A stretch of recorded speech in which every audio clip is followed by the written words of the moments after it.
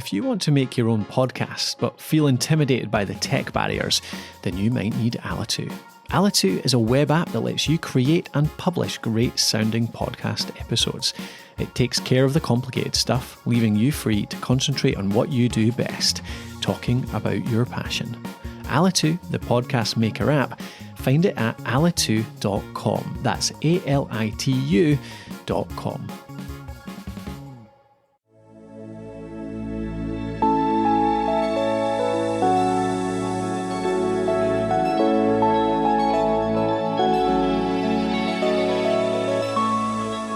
Hey everybody, this is the What School Could Be in Hawaii podcast. My name is Josh Rapoon. I am your host. In an October 28th, 2020 blog post at XanEdu, Jonathon Mederios wrote about curiosity as a planning tool for educators.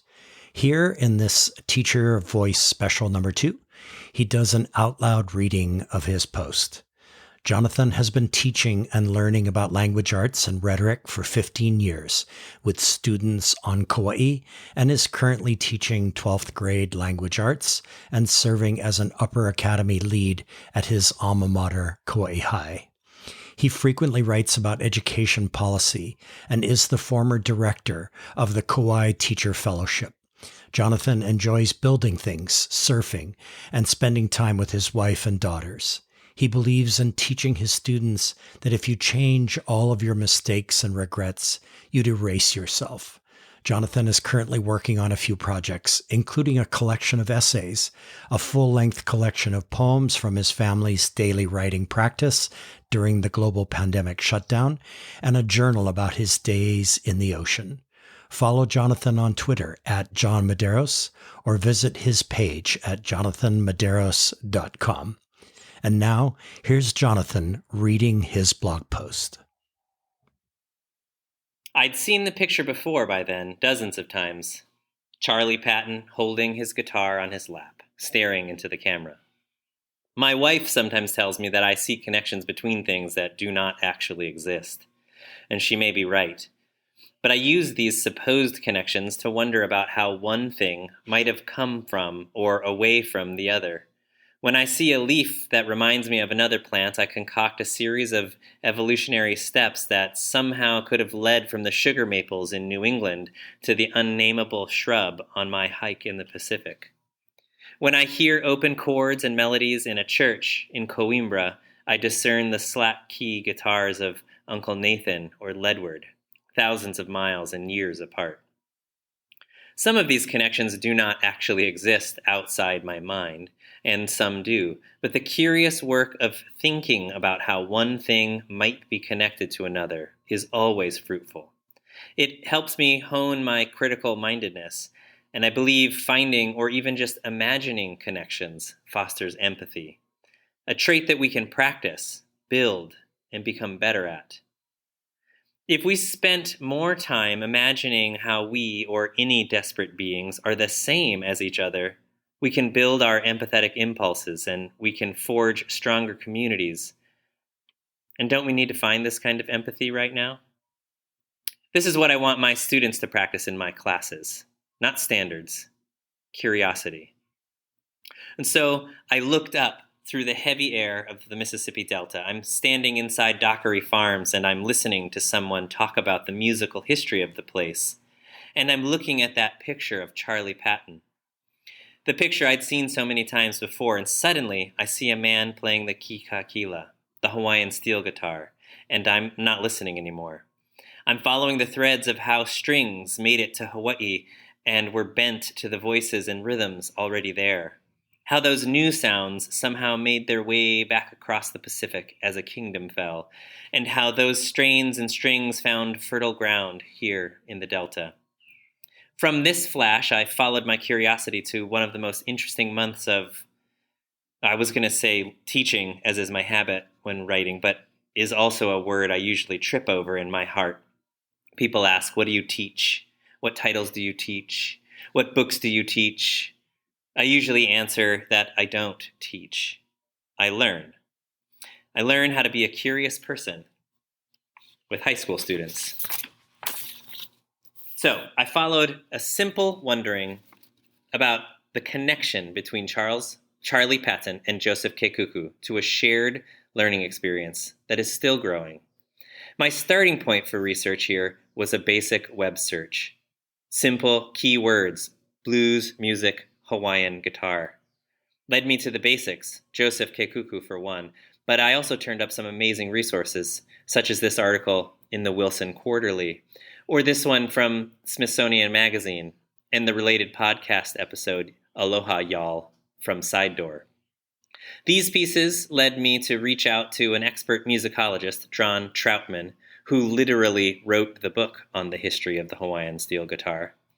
Along the way, my mind made other connections, serendipitously, like when I heard Akaka Falls in the soulful slides of Spoonful Blues, and I noticed that the White Stripes used the same sliding sounds stolen from Sun House, stolen from the Ki Kakila in Death Letter. I dove into my simple search, relying heavily on Mr. Troutman, on the Smithsonian collection, the podcast, and the various other scholarly articles.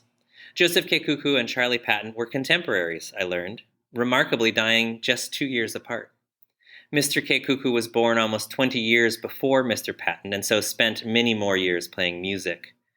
But it matters that these two men lived in and pushed their art forward through the same tumultuous moments of the late 19th and early 20th centuries. Mr. Patton lived his entire life after emancipation in a country still in the throes of reckoning with itself, with its past and the lies of a hopeful future, still trying to convince itself that Black lives matter. Mr. Kekuku lived his first 19 years as a Hawaiian in the Kingdom of Hawaii, and then watched it stolen, watched it crumble around him. Both men used the guitar to help navigate this world. How did Joseph's invention, the Ki Kakila, the Hawaiian steel guitar, make its mark on Charlie? Over the following months, I kept coming back to these two men, to the question of how they might be literally connected. To satisfy my own curiosity, I kept researching, reading about how Joseph Kekuku invented the steel guitar, on how he perfected the method of playing it on his lap with a piece of metal lifted from a railroad track, his fingering hand over the neck instead of reaching under. This is the pose Charlie took in that picture, holding a knife blade in his hand on the strings, showing off, as a younger bluesman once said, that he could, quote, play like a Hawaiian. I learned about how Joseph was an inventor and an influential musician, playing all around Honolulu, and then all around the world. His steel guitar, with its lilting, haunting sounds, became extremely popular and can still be heard today in country music, but also in pop and rock, and earlier in the singular blues that came out of the Mississippi Delta. I learned that Joseph left Hawaii in the aftermath of the overthrow, perhaps feeling unmoored from his kingdom and his culture, and he began his travels around the world. Many young Hawaiian men hopped on ships during this time period, and they would have found themselves in port towns, trading stories and music with whomever they found there. In the late 1800s and early 1900s, this most likely meant they spent time with the other non-white sailors, workers, and musicians. Another connection looking back is that both of these men may have been labeled as Black on the mainland, though of course Joseph is Hawaiian, and it has been accepted that Charlie is probably white, Black, and Cherokee. These fine distinctions did not matter then, as they often do not matter now. Not white means less than. And so these Hawaiian sailors, these bluesmen, these not white people spent their time working in a white world, entertaining white audiences, but living and eating with a melting pot of peoples, trading stories, fables, legends, and mostly music. I learned, along with my students, about the whispers of a Hawaiian diaspora faintly found upriver from large shipping ports, or more distinctly heard in popular music and culture of the 1910s and 20s, and in the steel guitar of today. And I began to think about how both of these men made their ways through racism and inequity and the tumult of a changing America, and suddenly my students and I are thinking about Frederick Douglass and James Baldwin, as well as Puanani Burgess and Elmer Omar Pizzo. And I understood in these connections a way to make so much of our country's struggles with race real for my students who routinely say racism doesn't exist in Hawaii. Now Joseph Kekuku became a path to make Frederick Douglass's struggles real, to make Breonna Taylor's murder matter, for example, to these children in the Pacific. By the end of our mini unit on the connections between Hawaiian steel guitar and Mississippi Delta blues, my students had written and performed their own personal blues poems that mined their blues, from the general drags of being a teenager all the way to the injustices suffered silently by our Filipino and Marshallese students daily.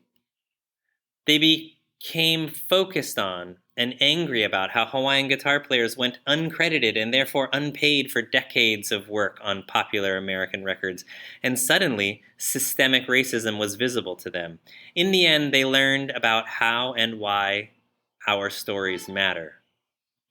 They showed their learning by using their voices to be the authors of their stories. Curiosity is a powerful tool. If we are curious about the connections between seemingly unconnected events or people, we foster empathy for each other. And maybe with that empathy, we can see ourselves in each other. Maybe we understand each other and our world, and being understood feels like love, as one student put it.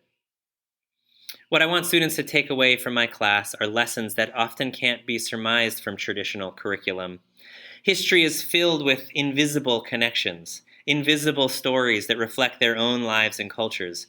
When students understand how their stories fit in with the dominant narratives, maybe someday we can find the connections between ourselves.